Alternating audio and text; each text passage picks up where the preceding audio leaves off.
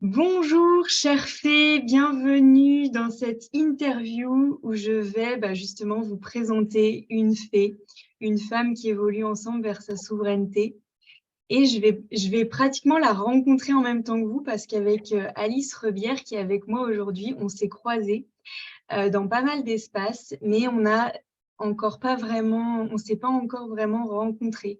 Et en fait, cette interview de fées, c'est une rencontre entre deux fées que je vous propose de vivre avec nous. Je sais qu'on va parler de souveraineté parce que c'est aussi l'univers d'Alice. Je sais aussi qu'on va parler de notre unicité à chacune dans cette souveraineté.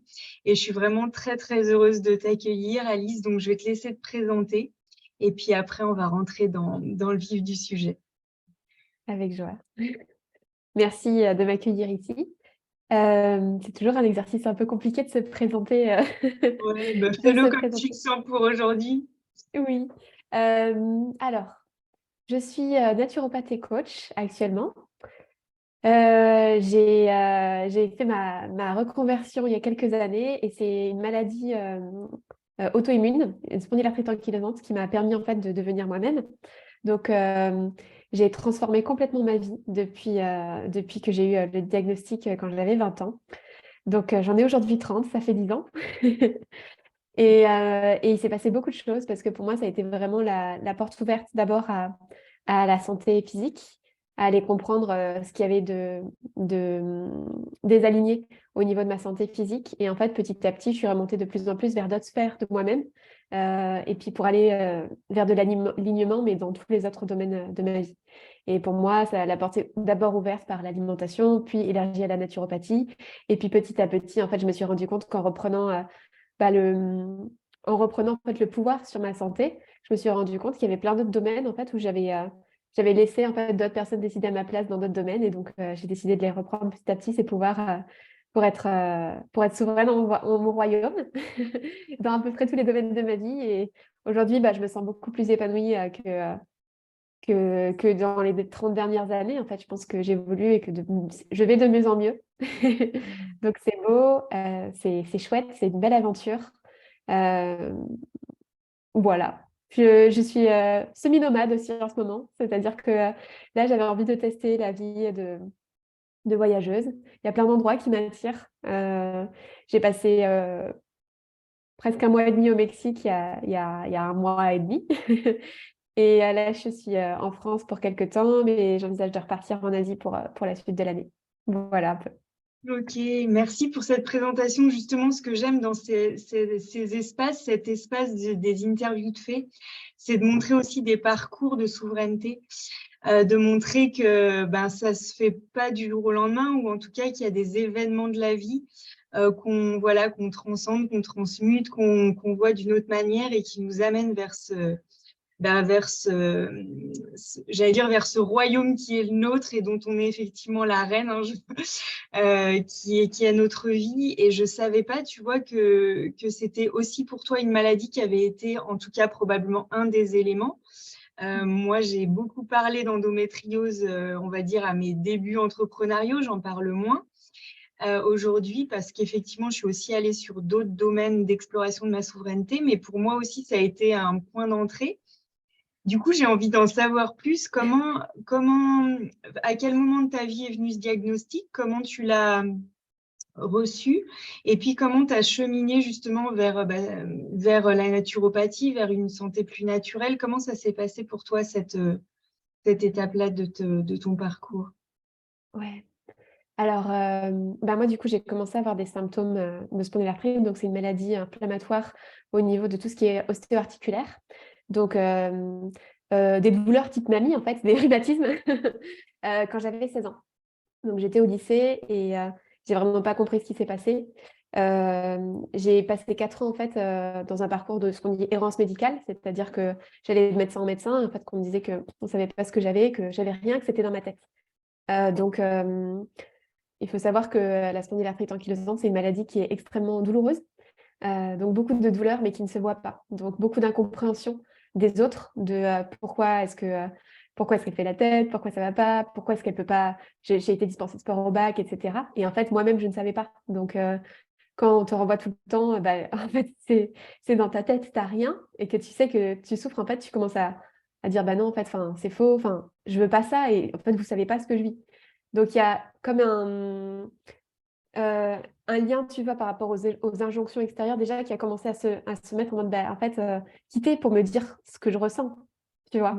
Donc déjà, il y avait une espèce de reprise de pouvoir déjà dans ce début de parcours. Et en fait, j'ai fait plein de médecins différents parce que dès qu'on me disait que, hop, on pouvait rien pour moi, j'avais la conviction, la certitude à l'intérieur de moi qu'il y avait un chemin possible et qu'il y avait quelque chose qui allait faire que j'allais mieux. Ça, c'était une certitude, mais je ne savais pas quoi. Et donc, en fait, dès qu'on me disait, je peux rien pour toi, et ben, j'allais voir ailleurs parce que je me disais, OK, c'est pas cette personne-là qui va m'apporter la réponse. Et finalement, j'ai trouvé une médecin généraliste qui a eu cette idée de faire des analyses supplémentaires qui ont du coup abouti sur des IRM, des prises de sang, des analyses, etc., qui finalement ont résulté en un diagnostic. Et le jour où je me suis retrouvée dans le cabinet de la rhumato qui m'a donné ce diagnostic, donc j'avais 20 ans, tu vois, c'était en juillet 2013, donc ça va faire 10 ans. Elle m'a dit que c'était une maladie évolutive, que ça allait faire que s'empirer et qu'il n'y avait pas de solution. Que la seule chose qu'on pouvait me proposer, c'était des choses qui allaient masquer les symptômes, donc qui allaient masquer l'inflammation, masquer la douleur ponctuellement, et qu'on allait commencer par des anti-inflammatoires, en fait, au fur et à mesure, ils n'allaient plus faire effet, donc il fallait en prendre des plus forts, que ça allait me créer d'autres choses en même temps. On connaît l'effet iatrogène des médicaments qui vont créer d'autres soucis derrière. Et que quand les anti-inflammatoires feraient plus d'effet, la solution, ça serait peut-être de faire des infiltrations pour dérégler complètement le système immunitaire, mais que dans tous les cas, je ne pouvais pas en guérir et que j'allais me retrouver en fauteuil roulant d'ici 10 ans. Donc, comme je t'ai dit, je suis 10 ans après. Et en fait, tu n'es pas en fauteuil roulant. Non, non, pas du tout. Là, je fais de l'escalade, je vais voyager à droite à gauche. Et en fait, pour moi, quand il y a eu ce diagnostic, ça a été associé avec un pronostic, tu vois, de te dire qu'est-ce qui va se passer pour toi.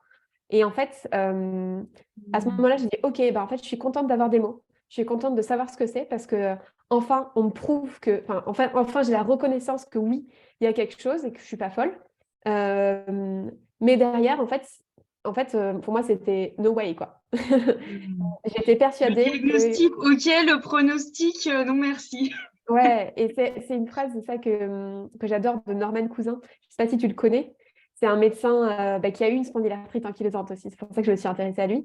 Un médecin des années 1950-1960. Et en fait, lui, pareil, il avait dit accepter le diagnostic, mais refuser le pronostic. Et en fait, personne autre que moi était capable de dire qu'est-ce qui allait pouvoir se passer. Et donc, en fait, je me revois très, très bien ce jour-là sortir du cabinet de la rhumato avec l'ordonnance pour les anti-inflammatoires. Et là, j'ai fait quelque chose qui n'engage que moi. Tu sais, on va faire comme dans les, dans les trucs pour les enfants. Oui, pas d'alcool, tout ça. Donc là, ça n'engage. Voilà, ceci n'engage pas le comportement des autres. Exactement. Mais c'était, voilà, ça n'engage que moi. Mais moi, en fait, j'ai dit, ah ben, en fait, il est hors de question que je prenne ce chemin-là. Je ne veux pas. Et donc, j'ai pris mon ordonnance et je l'ai jetée à la poubelle. Et en fait, dans ma tête, je me suis dit, ça ne sera pas ça ma solution, il va y avoir autre chose, je ne sais pas quoi. Mais j'avais la foi, la certitude qu'il y allait y avoir quelque chose d'autre de possible.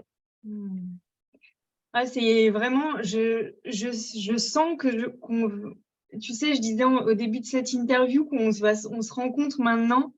Et en fait, ce qui me touche beaucoup, c'est que quand on s'est croisés dans d'autres espaces, on a eu, on va dire, une attirance. Je crois pouvoir dire qu'elle est réciproque parce qu'on l'a déjà échangé. On s'est vu, voilà, dans des Zooms où il y avait du monde, etc. Et il y a quelque chose qui faisait comme un peu aimant entre nous deux.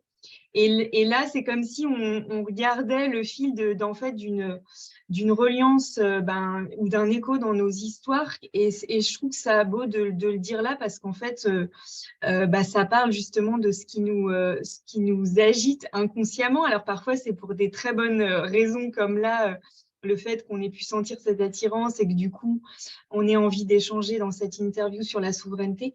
Mais du coup, je trouve que ça montre à quel point on est cellulairement, il y a cette information des événements qu'on a vécus.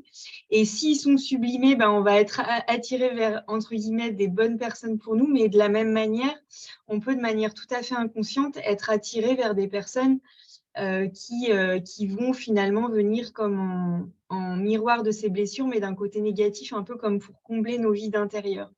Donc voilà, j'en parle parce que je ressens vraiment ça dans ce que tu commences à livrer là de ton histoire et qui du coup nous permet de regarder cette part de souveraineté finalement où quand on sent qu'on est attiré positivement ou négativement vers des personnes, il n'y a vraiment pas de hasard. Et donc là, voilà, je vis pleinement ce non-hasard avec toi. Et ce que j'avais envie de relever, c'est que quand tu dis j'avais cette conviction à l'intérieur de moi que ça allait pas se passer comme ça et que voilà, tu as symboliquement jeté cette ordonnance et que probablement tu as ouvert plein d'autres possibles à travers ce geste symbolique. Moi, donc déjà, ça me fait beaucoup penser à mon parcours avec l'endométriose, mais si tu veux, je crois que j'avais d'un côté cette foi dans une autre possibilité de pronostic, puisque moi, le pronostic, c'était la stérilité, c'était aussi des douleurs à vie, etc.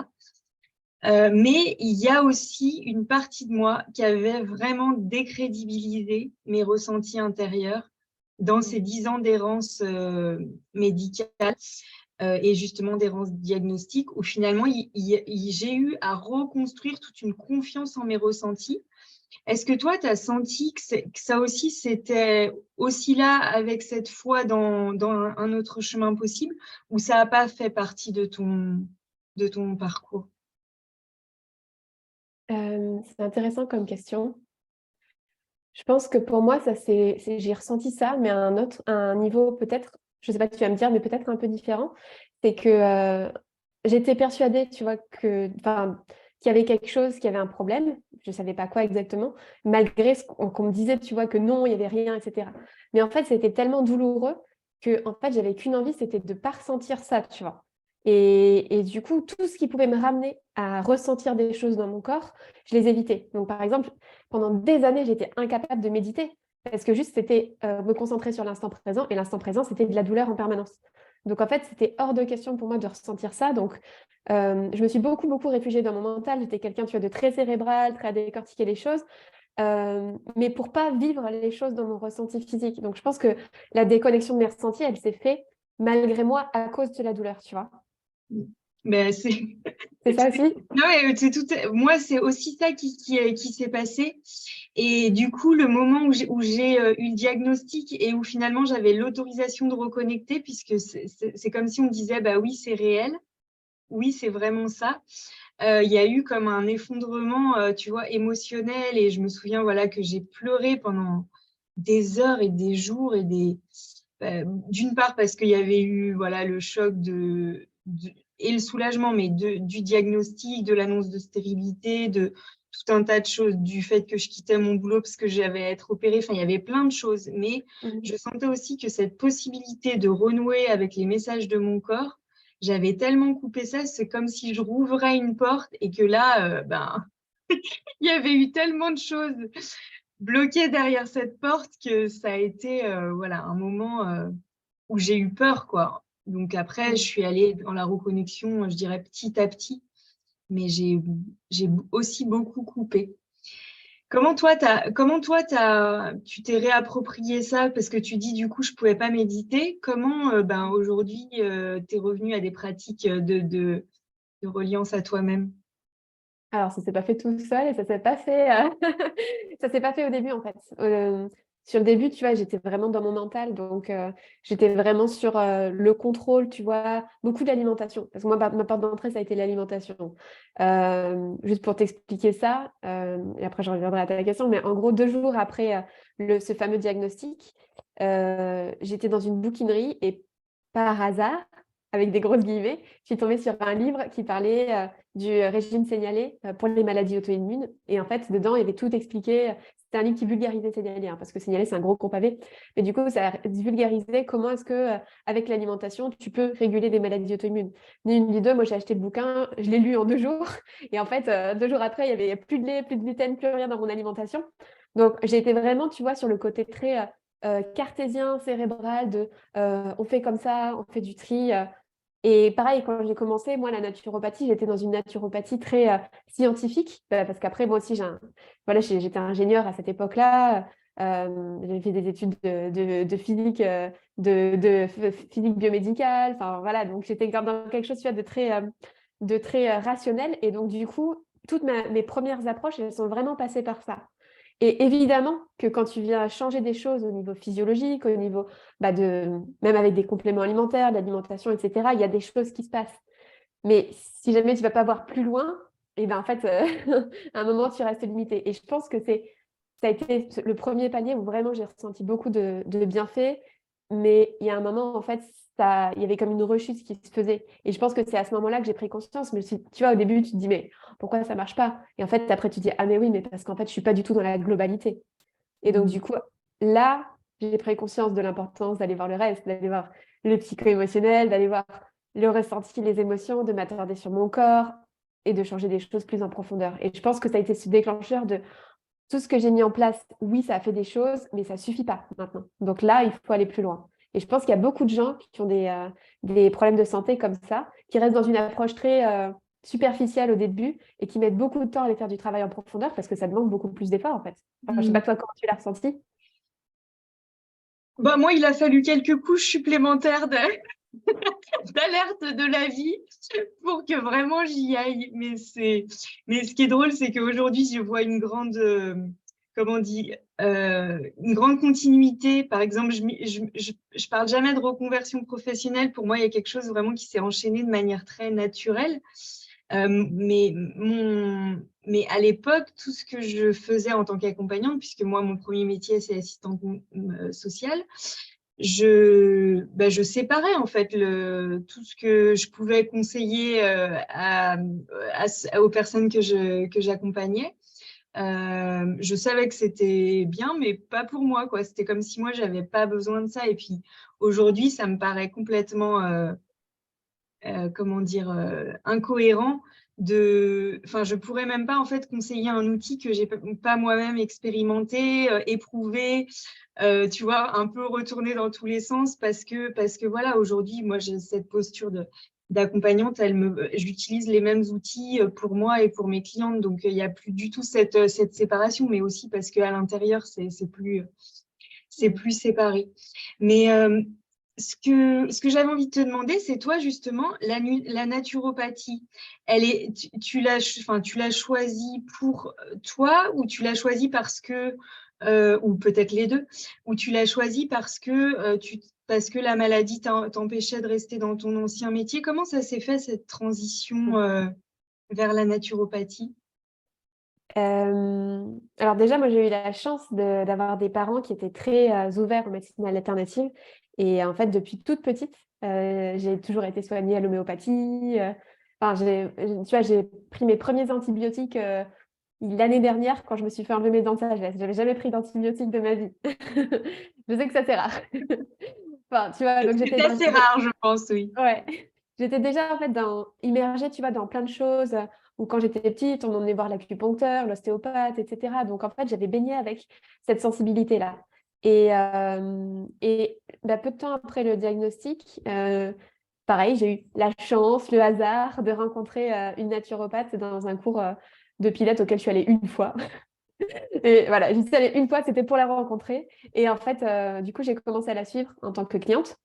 Donc, je suis allée en consultation avec elle, etc. Et en fait, du coup, j'ai découvert ce que c'était que la naturopathie à travers cette naturopathe. Et j'ai découvert ce que ça m'apportait à moi. Donc, moi, je l'ai vraiment expérimenté d'abord en tant que cliente. Et je trouvais ça passionnant. À chaque fois, je me dis, waouh, mais c'est génial, je veux en apprendre plus. Parce qu'en plus, elle m'expliquait vraiment, c'est le but, hein, tu sais, d'être éducateur de santé. Et du coup, j'ai commencé à regarder des bouquins, j'ai commencé à regarder, tu vois, les écoles qu'il y avait et tout. Mais en fait, je regardais, tu vois, les annonces sur des écoles de naturopathie à la fin du Bio Contact qui est gratuit dans les magasins bio, en mode, ouais, peut-être dans 20 ans, tu feras ça, tu vois. Et ouais, mais pas maintenant, tu vois. Et donc, je suis partie au Canada pour faire une thèse. Et en fait, je devais y rester 3 ans. J'y suis restée que 3 mois parce que j'ai eu un accident de voiture là-bas qui a été un autre gros tournant pour moi. Et en fait, j'ai pris conscience à ce moment-là que pour moi, il y avait en fait, que la vie, elle pouvait s'arrêter n'importe quand. Donc, que tout ce que je disais, oui, plus tard, on verra, notamment la naturopathie, en fait, non, j'allais pas continuer à faire un boulot que j'aime pas, à supporter des choses qui ne me convenaient pas dans mon entourage. Enfin, j'avais envie que ça se fasse maintenant, et parce que bah, j'avais pas envie de gaspiller mon temps en me disant, bah, en fait, j'ai envie de... Je sais pas quand est-ce que je vais mourir, mais pour moi, ça a été vraiment une expérience hyper forte, tu sais, de dire, tu passes pas loin de la mort, et du coup, comme tu dis, fais gaffe, oublie pas, tu vois. Et du Mm. coup, à ce moment-là, je me dis, OK, bah, je sais pas quand est-ce que je vais mourir. Donc, en fait, si jamais je meurs demain, je vais avoir aucun regret, et je veux vraiment avoir profité et avoir fait ce que j'avais envie de faire. Tu sais, c'est un peu comme, il y a plein de gens qui disent, oui, quand je serai à la retraite, je ferai ça, je ferai ça, je ferai ça. Bah, en fait, pourquoi tu commences pas à le faire dès maintenant? Ah, ça me donne des frissons ce que tu partages parce que bah, pareil, je découvre cette partie de ton histoire et je trouve que même si on le sait, même si moi je suis une amoureuse de la vie, vraiment, voilà, de réentendre ça, ça me donne tellement envie de me rappeler, de nous rappeler à quel point voilà, la vie c'est un cadeau et c'est fait pour être vécu, c'est fait pour être honoré, c'est fait pour vraiment aller dans nos aspirations les plus profondes, les plus reliées à notre âme, hein, parce que voilà, et pour moi, c'est là que se situe la magie, quoi. Donc, il y a eu probablement beaucoup de magie après que tu fasses ces grands sauts, parce que c'est probablement pas évident. Qu'est-ce qui se passe justement au retour du Canada? Tu devais rester 3 ans, tu reviens, tu as eu un accident de voiture. Comment ça se passe? Parce que voilà, il y a de la magie, mais parfois avec des moments pas simples. Ouais, bah, pour moi, ça a été je crois que c'est le moment le plus dur de ma vie, en fait, vraiment. Ça a été ce moment où je suis rentrée. En plus, ça se passait pas bien. Enfin, dans la tête, ça se passait pas bien. L'environnement là-bas, il n'y avait rien qui allait. Et donc, du coup, je suis rentrée pour les vacances de Noël, mais j'étais à moitié en train de commencer une dépression. Il y avait eu cet accident de voiture. Heureusement, j'avais pas de séquelles physiques sur le moment, mais en fait, finalement, il y a tout qui s'est déglingué et ma spondylarthrite, elle a bien flambé. J'ai eu la pire crise que j'avais jamais eue de ma vie. Dès qu'il y avait quelqu'un qui me demandait alors comment ça se passe au Canada, je me mettais à pleurer. Et en fait, c'est là que j'ai décidé que j'ai décidé de me faire accompagner par une psychologue pour la première fois. Ça allait vraiment pas. C'était impossible pour moi de retourner au Canada, donc j'ai repoussé mon billet de 2 semaines en 2 semaines en 2 semaines. Mon médecin me faisait des arrêts de travail. J'étais en énorme crise. Enfin, vraiment, pour moi, c'était le fond du fond. C'est la première fois de ma vie, tu vois, que j'ai pris des anti-inflammatoires en me disant, OK, là, j'en peux plus vraiment niveau douleur. Je fais quelque chose, en fait. Je passe par la chimie, tant pis, même si c'est ponctuel. Et en fait, finalement, je me suis donné l'autorisation de me dire, mais en fait, ça ne tient qu'à toi de dire, j'arrête ça et je décide de faire autre chose. Et du coup, cette autorisation intérieure, elle a été très, très compliquée à prendre parce que j'avais l'impression d'être embarquée pour 3 ans là-bas dans quelque chose que j'aimais pas. Et en fait, pourtant, elle a été tellement libératrice pour moi. Et c'est à partir de ce moment-là que je me suis dit, bah, en fait, ouais, OK, je veux faire quelque chose dans le soin, je veux être dans les thérapies. Donc, c'est là que j'ai repris mes recherches sur les écoles de naturopathie, etc. Mais tu vois, ça m'a pris 6 mois avant de m'inscrire dans une école de naturopathie. Ça m'a pris 6 mois entre le moment où je suis rentrée du Canada, où ça n'allait pas du tout, et le moment où je me suis inscrite. C'est vraiment pour moi le moment où j'ai touché le fond, mais qui m'a permis en fait de rebondir, en fait, de repartir. Et, euh, et du coup, d'avoir ce virement complet d'orientation. Et du coup, tu pointes un élément de souveraineté que j'aime bien rappeler, c'est que être la reine de sa vie, c'est pas être cette souveraine qui n'a besoin de personne, qui a une espèce de puissance solitaire et qui mène sa barque justement sans avoir besoin d'aide, sans accepter finalement le côté cyclique et le côté, là tu parles voilà, d'un moment où tu as eu besoin de la chimie, enfin, des médicaments pour finalement reprendre ton souffle. Et pour moi, la souveraineté, c'est vraiment être lié à ça aussi, à cette capacité à voir qu'à des moments, alors là, tu cites l'exemple des médicaments, mais toi comme moi, tout ce qu'on entreprend aujourd'hui dans notre vie, on le fait aussi parce qu'à des moments, on va chercher et d'ailleurs, ça fait partie des endroits où on s'est rencontrés, on va chercher à l'extérieur des choses qui viennent soutenir ce qu'on est en train de faire grandir à l'intérieur.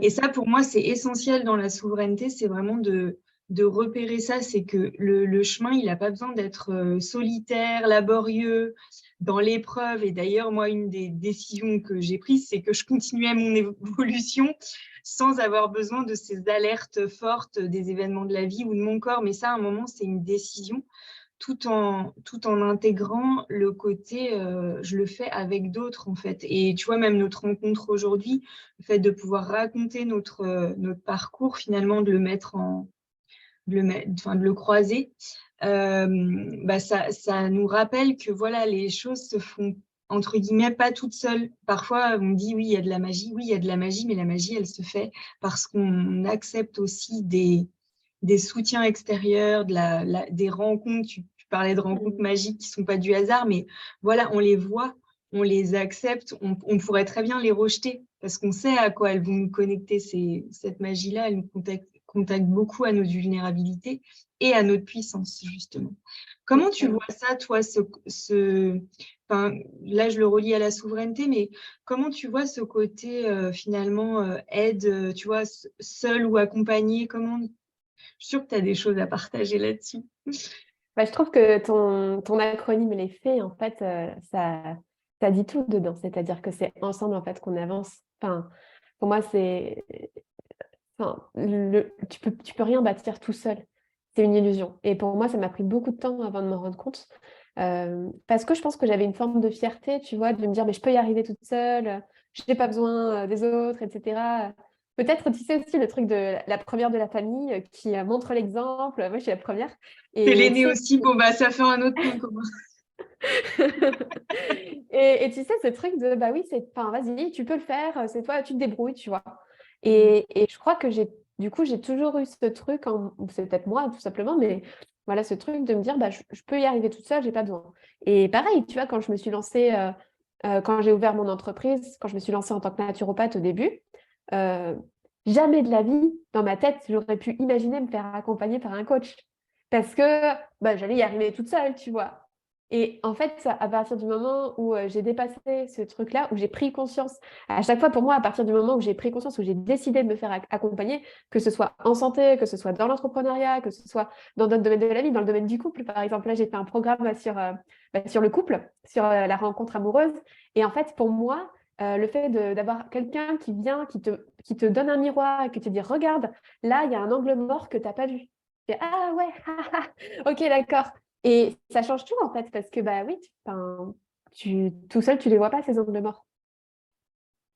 Et du coup, ça me donne envie de te demander comment tu accompagnes aujourd'hui. Je sais que moi, j'ai pris un parti pris que j'ai mis du temps à repérer et qui est pour moi, qui fait vraiment partie de mon unicité d'aujourd'hui, qui sera peut-être pas celle-là demain. Mais même s'il y a vraiment j'allais dire, cette énergie du monde des fées, donc des femmes qui évoluent ensemble vers leur souveraineté dans mes accompagnements, je suis vraiment sur de l'accompagnement individuel parce que pour moi, il y a une subtilité. Enfin voilà, c'est ma vérité du moment. Comment toi, t'accompagnes? Je sais que tu es plutôt sur le champ de l'entrepreneuriat. Est-ce que tu es aussi sur d'autres domaines? Non, peut-être pas, justement. Pas que, pas que. C'est peut-être comme ça que je te vois. Voilà, moi, par exemple, j'accompagne des entrepreneurs, mais c'est en général pas la voie d'entrée dans mes accompagnements. Toi, comment t'accompagnes et pourquoi ça fait sens pour toi de proposer ça? Ouais. Pareil, je pense que c'est quelque chose qui évolue au fur et à mesure. Mais tu vois, au début, pour moi, en fait, j'avais envie de pouvoir aider d'autres personnes à traverser, à retrouver la pleine santé. Comme moi, du coup, je l'avais fait grâce à la naturopathie, grâce à d'autres outils aussi comme la PNL, l'énagramme, etc., que j'avais accumulé à travers des formations. Et du coup, j'avais envie de pouvoir aider d'autres personnes à faire pareil. Et en fait, il y a un moment où j'ai commencé à avoir beaucoup de demandes de collègues naturopathes autour de moi, mais comment tu fais, toi, pour que ton activité, ça marche bien, etc. Et en fait, je me suis rendu compte aussi à quel point il y avait plein d'entrepreneurs du bien-être qui essaient de s'installer et qui n'arrivent pas à décoller. Et en fait, je me suis dit, mais c'est tellement dommage, c'est un gâchis de compétences. Il pourrait y avoir tellement d'aide, justement, d'autres personnes. Et, Et sachant qu'en plus, justement, quand tu parlais d'unicité, chacun a une coloration différente, chacun va avoir un message qui va parler à certaines personnes et du coup qui va faire résonance avec une personne ou l'autre, ou comme ça. Et donc, en fait, finalement, si jamais chacun occupait vraiment sa place, mais ça permettrait que l'impact il soit beaucoup plus fort et que les gens soient en meilleure santé. Et on sait que la santé physique, c'est en lien avec l'alignement émotionnel aussi, l'alignement de où est-ce que enfin, qu'est-ce que tu fais, où est-ce que tu en es dans ta vie. Donc, c'est lié. Et pour moi, aider des personnes à prendre leur juste place sur le monde. Mais en fait, enfin, voilà, c'est la clé. Et pour moi, enfin, là, par contre, la valeur de santé, tu vois, elle est toujours hyper présente, ça ne m'a jamais quittée. Donc là, aujourd'hui, je propose enfin, des accompagnements pour deux types de personnes. Pour des personnes qui ont des maladies chroniques, surtout des maladies chroniques inflammatoires, parce que c'est un peu ma spécialité. Et du coup, là, je fais plus des accompagnements individuels. Et j'accompagne aussi des entrepreneurs du bien-être à développer leurs activités. Mais pour moi, le point commun, en fait, puisque c'est vrai que c'est deux choses qui sont très différentes, mais pour moi, le point commun, c'est être à sa juste place, être aligné sur tous les plans de son être. Donc, c'est la souveraineté. C'est pour ça qu'on raisonne autant. Mais c'est aussi la magie. Parce que pour moi, je trouve qu'il y a quelque chose de magique. Pareil, je sais que ça, c'est quelque chose sur lequel on se retrouve. Donc, c'est top de pouvoir croiser comme ça nos univers. Mais moi, je suis très, très fan d'Harry Potter depuis que je suis toute petite. Et ça a C'est été pas quelque un point commun. C'est pas que j'aime pas, mais c'est pas mon. Et ok. Et ouais, mais moi, c'est la génération tu sais, où j'ai grandi en même temps que les Ouais, je gens suis plus vieille que sortaient. toi, merci. Non, mais c'est vrai, Non. on a 12 ans d'écart quand même. Donc, Et en fait, pour moi, tu vois, j'ai grandi avec ça et je me suis construit mon identité à travers de cet univers-là où, en fait, pour moi, il y avait tout qui était possible et je pouvais devenir une petite sorcière, en fait. Et en fait, finalement, ça m'a apporté plein de choses en termes de développement de moi-même, en termes de révélation, de libération, tu vois, de part de moi et tout à travers cet univers. Et pour moi, le liant, bah, c'est la magie, en fait, on est tous, en fait, des magiciens, des magiciennes, des fées, des sorcières. Et en fait, si jamais on se réapproprie nos pouvoirs magiques, bah là, en fait, la magie, elle œuvre dans le monde, mais à différents niveaux, quoi. ouais, ça vibre beaucoup ce que tu partages. Alors moi, c'est plutôt Mary Poppins et sa formule Ah, supercalifragilisticexpialidocious. Tu vois, ça, c'est pour moi un ancrage hyper fort. mais Et j'adore Mary Poppins aussi. ouais, j'ai envie qu'on parle d'argent aussi dans dans cet échange parce que je crois que c'est une dimension sur laquelle on a tellement engrammé d'informations extérieures à nous que si on ne va pas regarder ce thème-là, il y a une partie de notre vie qui ne peut pas être dans la souveraineté. C'est à la fois un dossier à part entière et pour moi, c'est un thème qui regroupe qui relie plein de choses de notre monde intérieur. On croit que l'argent, Tellement c'est d'accord. extérieur à nous, mais ça parle tellement de notre intérieur. Et moi, ça a été une révélation de faire évoluer et de changer mes programmations intérieures en lien avec l'argent. Euh, je sais qu'on s'est croisés aussi dans des espaces qui sont des investissements importants, donc qu'on en fait et qu'on en a fait toutes les deux. Comment toi, ça a été quoi ton chemin de souveraineté par rapport à l'argent? Alors, j'ai enregistré un épisode de podcast de 25 minutes pour parler de ça. On va peut-être pas prendre 25 minutes, mais pour résumer, pour moi, en fait, je crois que mes prises de conscience par rapport à l'argent, il y en a eu beaucoup à partir du moment où j'étais entrepreneur. Avant, c'était plus diffus parce qu'en fait, en tant que salarié, je recevais des sous, en fait, donc je me posais pas vraiment la question. Ceci dit, je me suis jamais sentie légitime pour demander une augmentation. Je me sentais pas j'ai toujours été sous-payée en tant qu'ingénieure. J'étais dans une entreprise qui payait très peu les ingénieurs, plus domaine recherche, où c'était très mal vu voilà, de demander des augmentations, etc. Enfin, donc déjà, ingénieur, tu vois, tu t'imagines à chaque fois que les ingénieurs ils gagnent bien leur vie et tout, bah moi, c'était pas trop mon cas. Et donc déjà, en fait, avant, il y avait un truc, tu vois, qui était un peu coincé, mais je m'en étais pas vraiment rendu compte. Et pour le coup, c'est vraiment quand j'étais entrepreneur que je me suis rendu compte que là, j'avais besoin de changer complètement mon rapport à l'argent parce que, bah, du coup, en fait, passer de je reçois à je génère, ça a changé tellement de choses, en fait, dans ma manière de voir les choses. Tu sais, quand tu commences en tant que thérapeute et que tu donnes des séances, en fait, demander de l'argent et dire oui, mon travail, il vaut de l'argent. Et en fait, à la fin de la séance, bah, tu me dois telle somme. En fait, c'était hyper dur de se vendre, en fait. Parce que d'autant plus dans les métiers de la thérapie, il y a l'égrégore de dire oui, mais le soin, c'est voilà, tout le monde doit en avoir besoin, enfin tout le monde en a besoin, donc il faut que ça soit gratuit pour tout le monde, etc. Et on est dans un pays en plus où en France, la notion d'argent, c'est pas du tout la même, il n'y a pas du tout le même rapport à la notion de l'argent que si tu vas aux États-Unis ou au Canada. Là-bas, en fait, c'est normal de payer pour plein de choses qu'on ne paye pas en France. Donc, il y a comme cette décorrélation du coût réel des choses, notamment du coup dans le domaine de la santé, puisque par exemple, il y a plein de personnes qui ne se rendent pas compte du coût des médicaments qu'ils prennent ou des coûts des chimiothérapies ou ce genre de choses.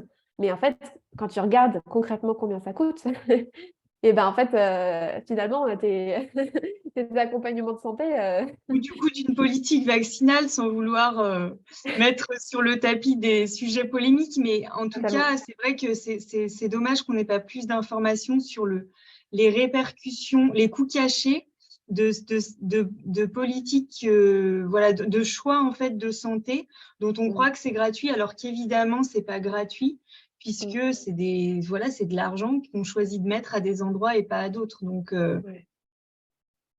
Ouais. pardon, Et ouais, non, mais donc voilà, pour moi, il y a vraiment cette thématique-là qui est vraiment sortie à ce moment-là. Et puis aussi, je pense que tu sais, comme tous les entrepreneurs débutants, tu as les questions de est-ce que je vais réussir à gagner assez d'argent? Comment est-ce que je fais? Ah, mais il faut que je paye aussi ceci, cela en plus, etc. Et donc, ouais, le fait de sortir en fait de la dépendance où tu dépends d'un système qui te donne de l'argent, que ce soit ton employeur ou bien après que ce soit Pôle emploi. Moi, je viens juste, tu vois, de terminer mes allocations Pôle emploi en début de semaine. Donc là, officiellement, c'est sans filer. Et ça change oui. quelque chose aussi parce que pour moi, justement, là, le fait d'avoir cette échéance-là qui s'est passée, c'est une libération. Parce que en fait, oui, j'avais la sécurité d'avoir Pôle emploi tous les mois, etc. Mais en fait, à l'intérieur de moi, bah, en fait, tu sais pas quelles sont les conditions, comment est-ce qu'elles vont changer. On a bien vu là dans les années passées que les conditions, elles peuvent changer facilement, que ça tient à une petite loi qui peut être manipulée comme on veut pour changer des conditions. Et en fait, de voir quelque chose être dépendante d'un système qui ne me convient pas, et bien en fait, j'étais pas en accord avec ça. Et je pense que aussi, le fait de se rattacher à un filet de sécurité comme ça m'empêchait d'être pleinement créative et pleinement moi-même. Tu vois, comme s'il y avait je dois quelque chose à ça. Donc là, pour moi, je l'ai vécu comme une forme de libération. Et c'est marrant parce que je sais que je le vivais à la fois comme quelque chose qui m'excitait, mais en même temps qui me faisait vachement peur. Et en fait, là, je suis trop contente d'être passée de l'autre côté. Et je trouve ce qui est chouette justement, quand on commence à générer de l'argent à travers une entreprise et qu'on voit comment on peut créer de l'argent à travers ce qu'on met en place dans la matière et en collaboration avec aussi, comment dire, une évolution énergétique. Et je suis sûre que tu fais collaborer matière et énergie dans ta manière de gérer ton entreprise. Après, on peut le décliner à plein de domaines de la vie. Et que je sais que pour moi, par exemple, ma souveraineté d'entrepreneur, c'est de ne pas tout faire reposer au cœur de soi, mon entreprise d'accompagnement, et vraiment de diversifier. Je sais que c'est sécurisant pour moi de diversifier mes revenus et voilà, de me dire, si à un moment, il y a moins de personnes dans mes accompagnements, et puis en plus, c'est un équilibre que j'ai en fait voilà, d'avoir plein de casquettes et d'avoir du coup une vie très, ouais, qui change, quoi. J'ai besoin de ce mouvement, mais ça, c'est très en lien aussi avec ma carte natale astrologique. Je ne vais pas rentrer dans ce détail, mais voilà. Je trouve que la souveraineté, c'est aussi ressentir comment c'est bon pour moi d'être en rapport avec l'argent. Est-ce que finalement, quand il n'y a qu'une seule voie d'entrée possible, c'est sécurisant pour moi? Il y a des personnes qui aiment focaliser leur énergie sur une seule chose, et puis d'autres pour qui, naturellement, c'est plus équilibré et équilibrant d'être sur plusieurs tableaux, entre guillemets. Entièrement d'accord avec toi. Et même, tu vois, j'irais au-delà, c'est que on a tendance à souvent se focaliser justement sur l'argent, mais en fait, tu peux pas travailler ton rapport à l'argent si jamais tu n'as pas travaillé l'abondance, mais à un autre niveau. C'est-à-dire regarder comment est-ce que l'abondance, elle peut être autre que financière aussi. Et, euh, et tu vois, Tu parles d'amour là, c'est ça, pendant qu'on parle d'argent, tu es en train de... mais oui, mais pas que, mais Non, de mais je tout. dis ça Regarde, ironiquement, mais pour moi, c'est très lié. ouais. Et oui, enfin, et même le temps, tu vois, l'abondance de temps, l'abondance enfin, de tout, en fait. Et, et par exemple, moi, tu vois, ce qui m'a vachement aidé, c'était d'avoir des pratiques de gratitude pour vraiment me reconnecter à merci de recevoir ceci, cela, mais des choses même qui ne sont pas matérielles. Et le fait de faire ça régulièrement, il y a tellement de personnes, tu sais, enfin, je t'apprends rien, mais pour moi, le lien avec l'argent, pour le recréer, il faut se remettre dans le cycle de je donne, je reçois. Et c'est une énergie cyclique. Et en fait, si jamais il y a un moment, il y a une des deux parties qui est coupée, que j'ai du mal à donner ou que j'ai du mal à recevoir, ben en fait, on coupe le cycle, on coupe le mouvement, on coupe la roue. Et donc, en fait, l'autre partie, si jamais on arrête de donner, ben, on ne pourra plus recevoir. Si on refuse de recevoir, on ne pourra plus donner, etc. Et en fait, il y a beaucoup, beaucoup de personnes qui sont justement beaucoup dans le domaine de la santé et tout, qui sont tu sais, beaucoup dans le je donne, je donne, je donne, mais en fait, qui ont du mal à recevoir. Enfin, tu sais, en plus, on a beaucoup d'injonctions dans la société où, moi, quand j'étais petite, recevoir des cadeaux de mon anniversaire, tu sais, à chaque fois, tu fais, ah, mais non, mais fallait pas, mais non, mais je veux pas, nanana, tout ça. Ben, pourquoi? En fait, merci d'avoir pensé à moi. Ça me touche, en fait, que tu aies eu cette attention. Je suis super contente, tu vois. Et le fait d'apprendre à vraiment recevoir, et autre chose que de l'argent, même, tu vois, de se rendre compte qu'il y a des cadeaux de la vie qui viennent de sources inconnues, même, tu vois, par exemple, je sais pas, tu trouves un prunier avec plein de prunes dessus, ben, en fait, c'est une abondance de malade. Ouais, c'est beau que tu parles de recevoir parce que quand on se dit comment je peux créer de l'argent, je pense pas que notre première idée soit de se dire bah, comment d'abord je réouvre ma capacité à recevoir. Je pense pas que ce lien il soit si naturel que ça. Et voilà, c'est tout à fait vrai. Et moi aussi, j'ai des pratiques de gratitude qui en plus au-delà de contribuer énergétiquement à ce que je crée, m'apporte beaucoup de joie parce que vraiment ça me met en conscience de tout ce qui est abondant effectivement dans ma vie. Donc voilà. Bon, je vois que le temps a filé, Alice. Est-ce que je peux juste voilà te proposer un dernier message ou espace de parole par rapport à quelque chose que tu aurais envie de partager aux faits qui vont nous écouter. Et voilà. Bah, je pense que, pareil, c'est des choses qui vont beaucoup résonner avec toi, très probablement. Mais pour moi, il y a un truc qui vibre à l'intérieur et qui est comme un sésame qui permet d'ouvrir toutes les portes, tous les blocages, tous les freins qui peuvent se mettre en travail de mon chemin. Je les déverrouille avec une croyance qui est à l'intérieur et qui est tellement forte, c'est tout est possible. Et j'ai des signes tous les jours, enfin, dans ma vie, mais enfin, il y a tellement de choses que je pensais impossibles, mais en fait, ça s'est passé. Que pour moi, quand on a cette croyance vraiment au fond de son cœur, c'est un moteur qui permet de débloquer n'importe quelle porte. Et de pas prendre pour argent comptant les noms en fait, qu'on va se prendre, de les remettre en question, oui, parce que des fois, effectivement, c'est légitime, mais voilà, de ne pas s'arrêter à ça et de se faire confiance, en fait, de faire confiance à son intuition, à ses envies.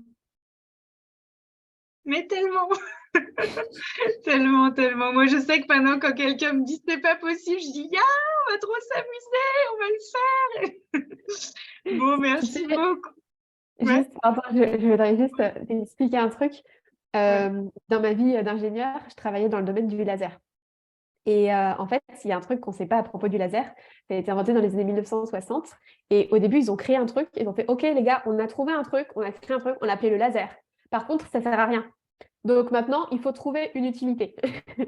Et c'est très, très rare, en fait, d'avoir un domaine où tu as une solution et après, tu vas chercher des problèmes. Et donc, on a dit, ah, mais tiens, mais si le problème, ça pourrait être à résoudre de découper une tôle en acier. Ok, d'accord, on va changer quelques paramètres et du coup, on fait une solution pour ce problème-là. Ah, mais tiens, et si on avait une application dans la chirurgie? Ok, on bidouille un truc et on le transforme. Mais en fait, c'est vraiment un domaine où on avait la solution, mais on n'avait pas de problème à résoudre. Et du coup, pour moi, c'est génial en fait d'être partie de cette base-là dans ma vie professionnelle passée, parce qu'en fait, des solutions, il y en a partout. Et on a tendance à voir plutôt les problèmes, mais c'est comme ça qu'on a été quelque part formaté sans accuser personne. Mais du coup, voilà, c'est beau de pouvoir inverser le regard. Et merci pour comment dire, de me redonner cette dose à ta manière et avec ton regard de tout est possible, de nous avoir partagé tout ça, Alice. Je suis ravie de t'avoir accueillie aujourd'hui.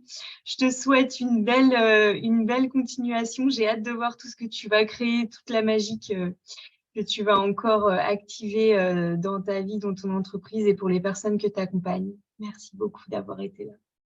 À Avec grand plaisir. bientôt. Merci à toi.